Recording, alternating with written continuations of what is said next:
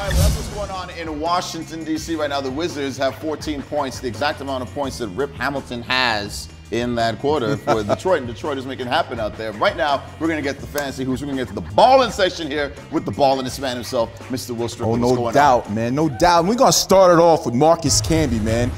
You know, he's doing really well out there in L.A. He was a little disappointed by being traded from Denver, but he's still highly productive at 34 and doing what he's been asked to do, which is defend and rebound. Defend and rebound.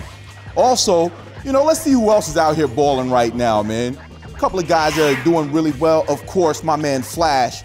You know, what can you say about him? You know, his belief in himself is stronger than your doubt.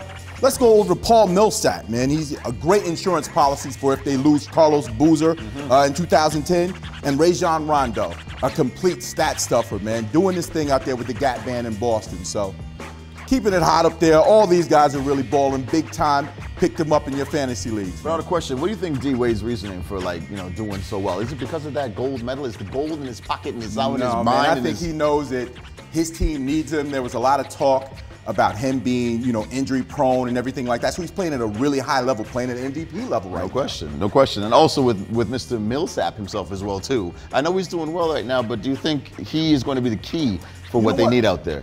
Paul Millsap is better than what people give him credit for. I think that when you look at Carlos Boozer, he's been injured a couple of times this year, and everybody speculates that he's going to Miami. Paul Millsap is doing his thing, 17 and 11. Not bad to come off the bench. You know what I mean? Rajon Rondo is not doing bad himself, but I mean, then again, he's got a whole machine behind him out there. Well, you can't just say that it's just the machine. Rajon Rondo has graduated. He's won a championship. He's proven that he's a legitimate NBA point guard, and he's going to be here for years to come. No question. Make sure you check out the Raptors game going down tomorrow on The Score. We'll have all that for you. We got one more question for Mr. Will. Yes, Marcus Camby himself going out there to L.A. He's, I mean, being a Clipper, it did kind of hurt him a bit, but do you think it actually helps the Clippers? And even though the numbers are big, I still feel like Camby doesn't feel like he's in the right place. You know what? It's a glutted front court now that they got Zach Randolph out there, you know, Chris Kaman. But both of these guys are legitimate centers, Kaman and Camby. Defend and rebound. Sounds like something that a team in Toronto needs. Are you listening, Mr. Colangelo?